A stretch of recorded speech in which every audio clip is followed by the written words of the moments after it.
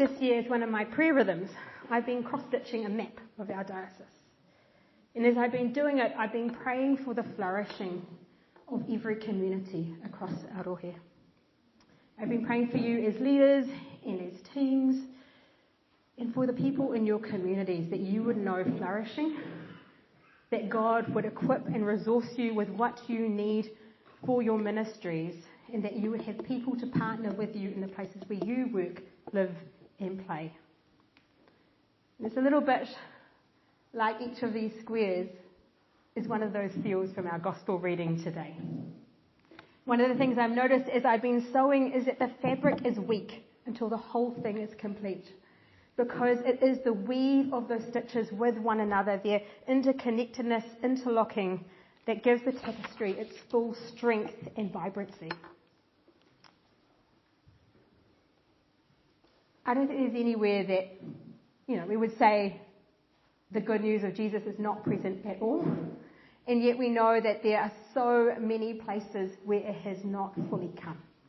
There's so many places, so many people who do not experience the abundant life that Jesus has promised. We heard Simon share earlier about the things that so many of us are seeing in our local neighbourhoods.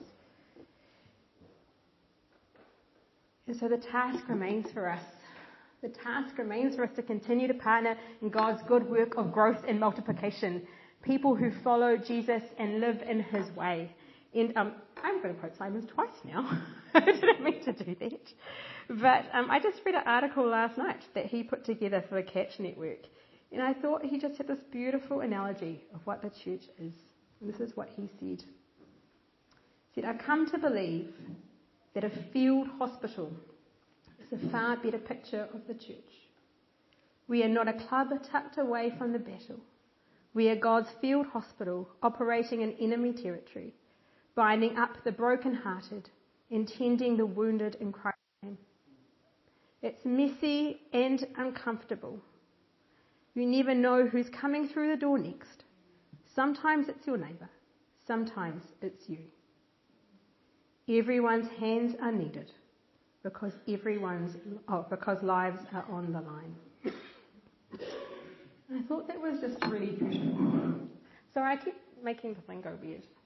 I'll just go this way. The passage we've just read has been, was the theme for our weekend. One mission, many fields with field hospitals, perhaps is the addition from what Simon shared. And when I was reading the gospel passage, what I really loved about it is it's tucked in the middle of Jesus' encounter with the Samaritan woman. And N.T. Wright writes, for Jesus, the turn the conversation has taken and the woman's reaction have shown him that here, outside the boundaries of the chosen people, away from Jerusalem itself, there is a spiritual hunger which, in however muddled a fashion, is ready to hear what he has to say.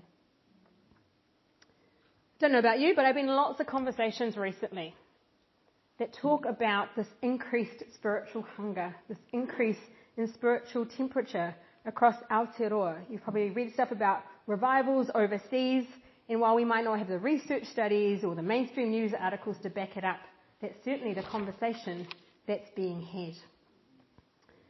And Scotty shared a little bit at Little Revolutions about his response to the Quiet Revival report from the Bible Society in the UK. He named that he felt mixed, and so he vulnerably sifted through his feelings. Was it jealousy, comparing the raging success elsewhere to what he was experiencing here? Was it ego, wishing that he was the one with the successful story to tell? And just to be clear, neither of those things was true for him. It was something else. But I just love that he named that, because I so resonated with it for myself. And maybe it's just me, maybe I'm only preaching to myself here, but it's something that I felt like I should touch on. You've possibly heard the phrase, comparison is the thief of joy.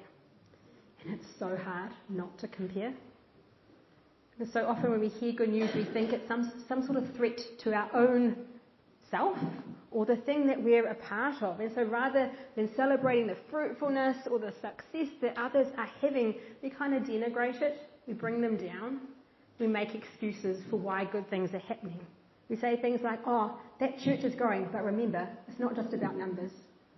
Or we say, oh, but it's because they've got a full-time stipend and really great art.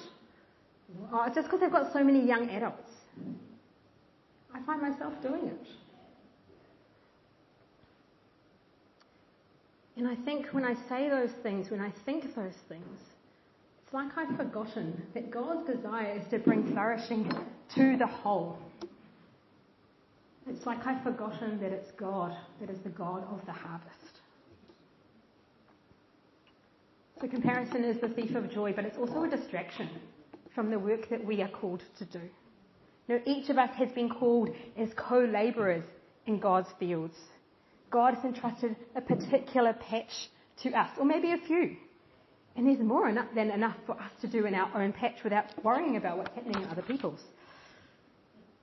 There's also just the reality of different seasons. Some of us are still working the soil. One of the clergy this week said that the soil in the area was in real need of a jackhammer. So I'm just, acknowledging that some of us are working hard ground. And it's going to take some time and some tending from God before we even begin that sense of sowing. Some of us are sowing in faith, knowing that where God begins a good work, God will bring it to completion. But it may not be in our own timing, and it may not be in the way that we expected. And some of us are in that phrase of gathering in a harvest. And some of us had the joy of being there right from the beginning when the seeds were sown.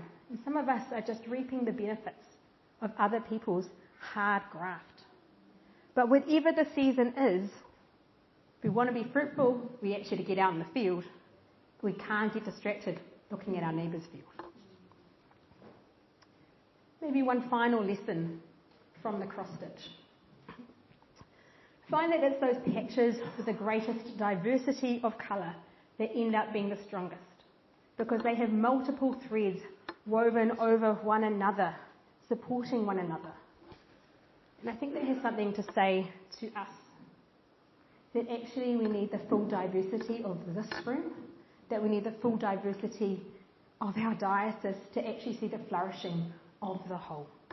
And that every person in every place has something unique and special to contribute to God's mission. God has one church for God's mission, and it's us. But there's such a beauty in the diversity and the vibrancy of what we have to offer. And even when we finish all the fields that we might be able to see on my little map, we know that there's so many other places that still long to be filled in. There's so many places that God is inviting us to stitch and strengthen, not just in our diocese, but around the world. And Bishop Justin and I will continue to pray alongside many of you that God would raise up more workers, that more labourers would come to partner in God's work, to be co-labourers in the work of the kingdom, here and elsewhere. But I felt like the heart of what I wanted to share with you this afternoon is just the reality that I think for some of us we wonder if the contribution we have to make is valued. I know nobody does it for the recognition. You still kind of want to be seen. And I just wonder if there's some people who feel maybe sidelined or underappreciated or unacknowledged. And you need to be reminded that we need everyone, that the tapestry is our work together. And they're not just us working in God's field, but just God's heart for the world, that it is also for everyone.